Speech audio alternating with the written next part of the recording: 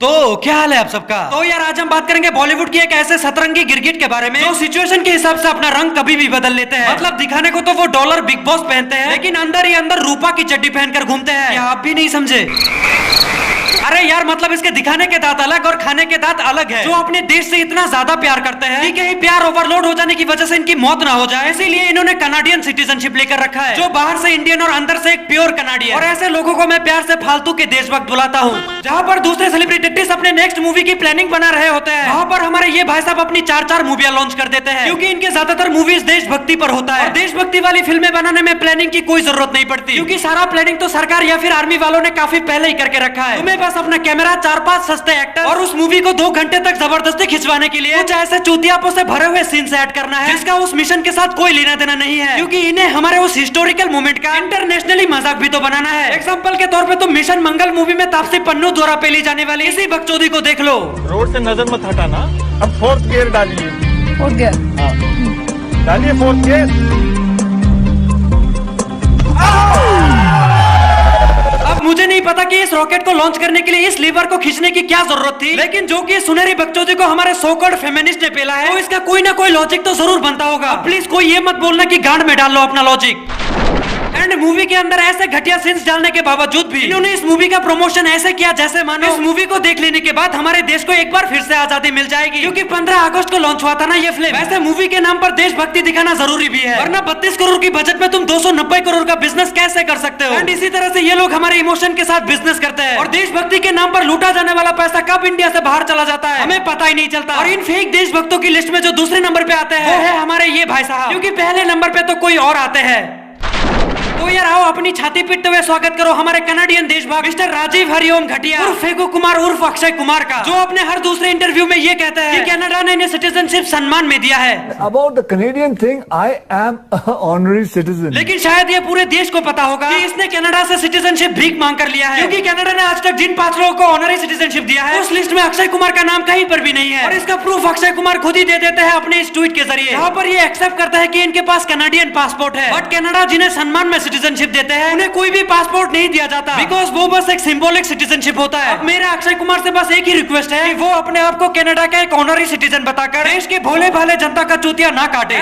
#honesty is the best policy। And अपने इसी tweet में अक्षय कुमार ने ये भी कहा था कि वो कनाडा का सिटीजन जरूर है, लेकिन इन 7 सालों में इन्होंने कभी भी कनाडा विजिट नहीं किया। बट वो बात अलग है कि गलती से 2014 में उनका एक पार्टी वाला वीडियो वायरल हो जाता है जो टोरंटो में हो रहा था, और इसका पुष्टिकरण भी हमारे मीका सिंह जी कर देते हैं अपने इस ट्वीट के जरिए। And I must tell you also one thing. This is my home. Toronto is my home. After I retire from this industry, I'm going to come back here and stay here.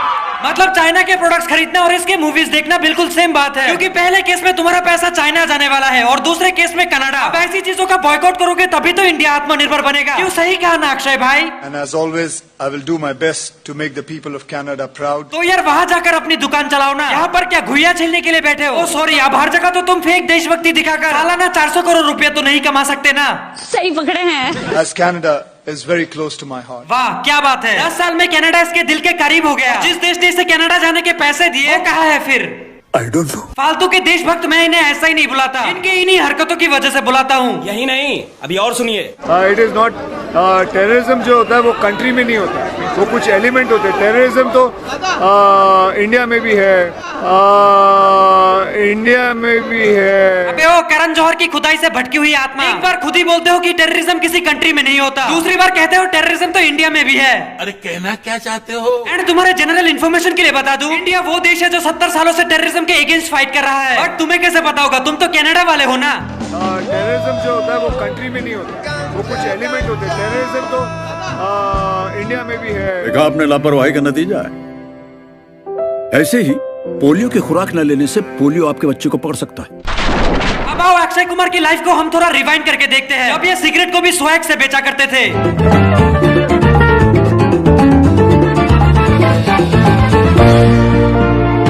हम red and white पीने वालों की बात ही कुछ और है। Yes, हम red and white पीने वालों की बात ही कुछ अलग होता है, क्योंकि इसे पीने के बाद आदमी मुंह से नहीं गांड से धुआं छोड़ता है। और किसी किसी के अंदर तो इसका नशा इतना ज्यादा हो जाता है कि वो बियर की बोतल से बांसुरी बजा लेते हैं। एंड हमारे अक्षय भाई जैसे लोग इस सिगरेट को पीने के बाद कतई स्पाइडरमैन ही बन जाते हैं।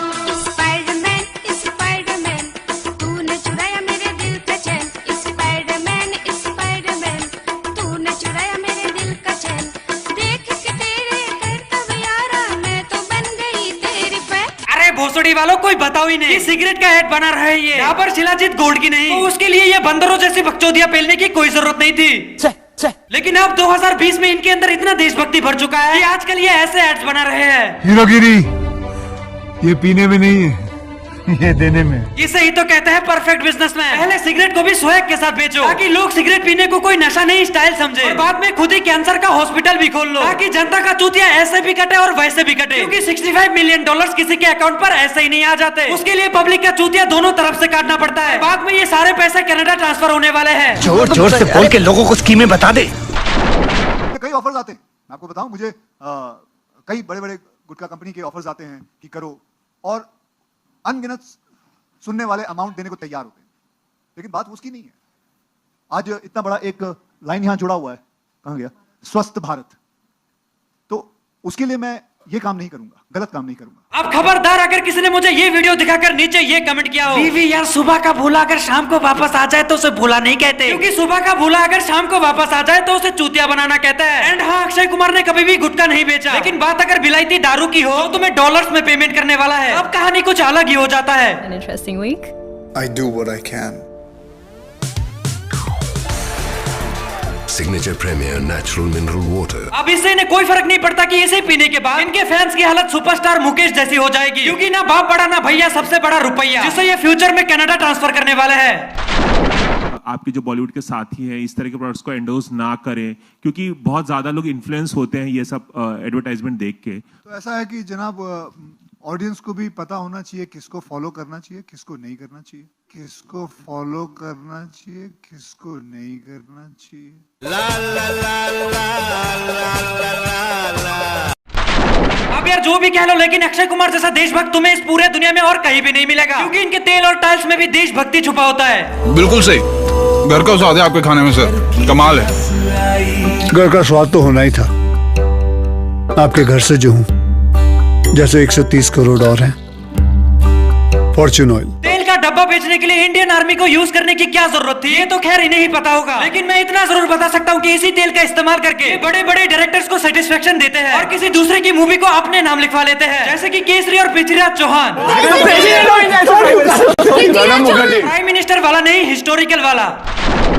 कुछ बात है इस देश की मिट्टी में जिससे देश का हर कोना जुड़ा है, और हम भी देश की मिट्टी से बनी टाइल से देश को बनाते हैं। कजारिया टाइल्स, इसे हमारे खिलाड़ी भैया ने खुद मिट्टी खाकर अपने शुद्ध देसी टट्टी से बनाया है। इसे लगा लेने के बाद तुम्हारा घर टट्टी टट्टी हो जाएगा। अब देखो, अपने देश की चीजों को खरीदने में किसी को भी कोई भी दिक्कत नहीं होनी चाहिए, लेकिन तब जब वो प्रोडक्ट अच्छा हो, क्योंकि अगर तुम्हें कोई आईफोन और लावा ऑफर करे तो जाहिर सी बात है तुम आईफोन ही चूज करोगे। तो चीजों के साथ देश की मिट्टी जैसी वर्ड्स लगाकर लोगों को इमोशनल फूल बनाने की बजाय अगर तुम अपने प्रोडक्ट का क्वालिटी दिखाकर बेचोगे तो इससे लोगों का भी भला होगा, लोगों का भला होगा तो देश का भला तो ऑटोमेटिकली हो जाएगा।